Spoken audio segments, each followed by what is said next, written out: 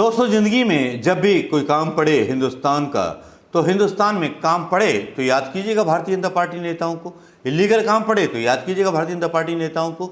लेकिन जब देश का मान सम्मान नीचे जा रहा हो, तब आप देश में अपने दंगे देखिएगा, जो दंगे फैलाए जा रहे हैं। किस खबर को दंगे जा रहे हैं दबाने के लिए, वो भी अपने आप में एक हकीकत है। लेकिन ये खबर कुछ सुर्खियों में नहीं आती, इसके बारे में कोई बात नहीं होती। प्रधानमंत्री के दोस्त जो हैं जिनपिंग, जो है बड़े जो हैं काम कांड कर डालते हैं, और प्रधानमंत्री मोदी जी चुप रहते हैं। वैसे तो उनको विश्वगुरु कहा जाता है। विश्वगुरु ऐसा होना चाहिए कि उसके सामने कोई सांस ना काट सके।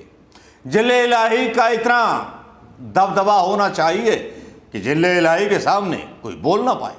लेकिन जिले इलाही की बेइज्जती और जिले इलाही के मुंह पे तमाचा जब चीन का राष्ट्रपति मारता है, तब झन्नाटेदार चाटे को मीडिया नहीं दिखाता है, वो बस दिखाता है तो राहुल गांधी ने जमानत ले ली, ये कर लिया, वो कर लिया। बस भाई यही बात है। हिंदुस्तान इंटरनेशनल लेवल पर कितना गिर चुका है, अदानी के चक्कर में कितना बदनाम हो चुका है। लेकिन ये बदनाम साहेब उस पर ना बोलेंगे ना खोलेंगे राज। लेकिन यहां पर चीन, प्रधानमंत्री मोदी के दोस्त जिनपिंग, आपको पता है सुबह से सोशल मीडिया पर हंगामा मचा हुआ है कि चीन ने अरुणाचल प्रदेश के 11 जगहों के नाम बदल दिए और हेडिंग डाल दिया गया, भारत ने चिंता बढ़ाई। मोदी जी के एक भी मंत्री का बयान चीन के खिलाफ नहीं आया होगा, लेकिन राहुल गांधी की एक्टिविटी या आम आदमी पार्टी के किसी भी बयान पर आ गया होगा। स्मृति ईरानी भी बोल चुकी होंगी, बहुत सारे नेता बोल चुके होंगे, जगत प्रकाश नड्डा भी बोल चुके होंगे। हजूर आला का तकिया कलाम ही यह है कि जब देश पे दुश्मन आक्रमण करे तो विपक्ष को बदनाम कर दो, विपक्ष को बोल दो कि नेहरू के जमाने में हुआ तो अब हुआ। लेकिन 4 अप्रैल 2023 की यह खबर, जिसको मैं आपको पढ़ के सुनाना चाहूँगा दोस्तों। हवाई मुद्दों की बात नहीं करूँगा, इस पर कुछ सवाल भी करूँगा, कुछ विश्लेषण भी होंगे।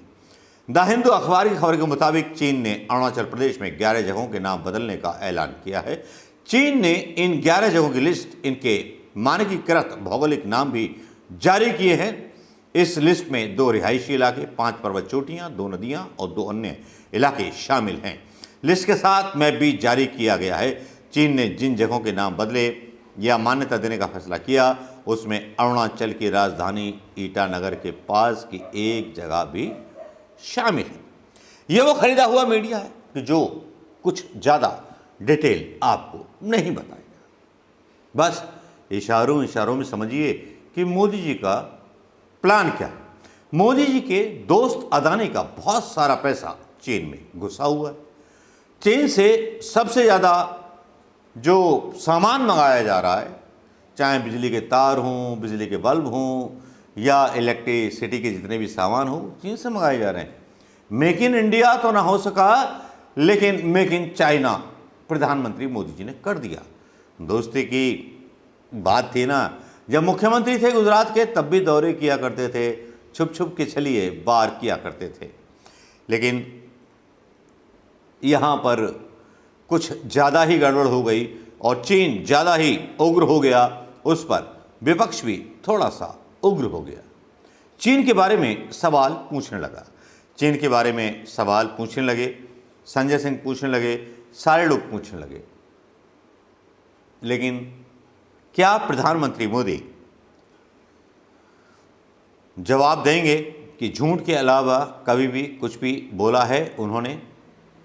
घोटालेबाजों का लेन देन हो या जिनके साथ मिलीजुली भगत हो या जो भी कुछ रहा हो, चीन के बारे में प्रधानमंत्री मोदी जी की पोल खुलती रही है। भले ही हिंदू मुस्लिम के नाम पर वोट लेने की बात करते हों प्रधानमंत्री मोदी जी, लेकिन चीन के मामले में लफाजी बयान साबित होते हैं। मेरी समझ में ये नहीं आता कि जिन जवाहरलाल नेहरू पर ये इल्ज़ाम लगाते हैं कि जवाहरलाल नेहरू ने उस समय, किस समय, जब हम थोड़ा सा आज़ाद हुए थे, हमारे पास कोई संसाधन नहीं थे, कुछ नहीं था, राफेल भी नहीं था, ना हेलीकॉप्टर थे, हिंदुस्तान की सेना के जवानों के पास जूते भी नहीं थे, AK-47 भी नहीं थी, राइफल थी A4 मार्का, जिसको लेकर के हमारे सैनिक लड़े थे। उस समय जब चीन महाशक्ति था, उसकी भी आबादी सबसे ज़्यादा थी। भले ही मीडिया ये दिखाए कि पाकिस्तान से हम बेहतर हैं, लेकिन हम अपनी कल्पना चाइना के साथ क्यों नहीं करते?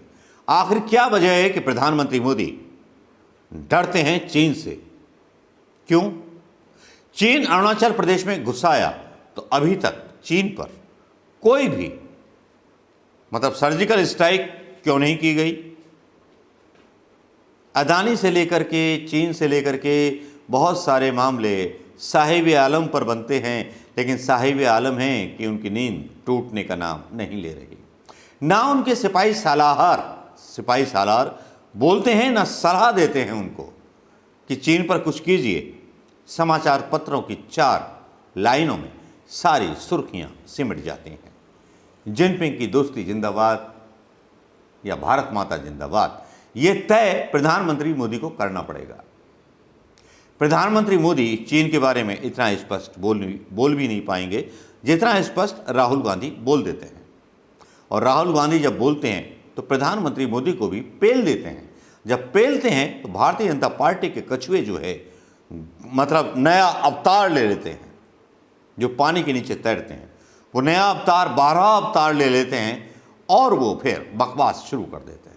अभी तक किसी भी नेता का, गृह मंत्री अमित शाह का, रक्षा मंत्री का, किसी का भी बयान नहीं आया चीन की इस कायराना हरकत पर। जबकि मनमोहन सिंह सरकार के ज़माने में भी इस तरह की हरकतें हुई थीं, तब मनमोहन सिंह सरकार ने इसके बारे में इंटरनेशनल संसद में और इंटरनेशनल फोरम पर सवाल उठाए थे। जो बोलता था मैं देश नहीं बिकने दूंगा, क्या उसने देश बेच दिया है चाइना के हाथों में? ऐसी कौन सी संधि हुई है चाइना के साथ जो अरुणाचल को सौंप देना चाहते हैं प्रधानमंत्री मोदी चीन को? ये सोचने वाली बात है और ये डिस्कशन करने वाली बात है। विपक्ष के लिए भी एक बहुत बड़ा मुद्दा है, लेकिन ये मुद्दा कितने दिन चलेगा? जब मीडिया प्रधानमंत्री मोदी के इशारे पर थर थर करके नाचता है, वो केवल नेगेटिव न्यूज़ें विपक्ष के खिलाफ दिखाता है, कब तक? लेकिन इतना तो बड़ी बात है कि चीन के जिनपिंग ने प्रधानमंत्री मोदी के मुंह पर जोरदार थप्पड़ मारा है और राष्ट्रभक्ति पर उनकी सवाल तो उठा दिए। तो इस पर तो प्रधानमंत्री मोदी जी का जवाब मिलना चाहिए। दोस्तों, आपको क्या लगता है, होना चाहिए कि नहीं होना चाहिए? नमस्कार, जय हिंद दोस्तों।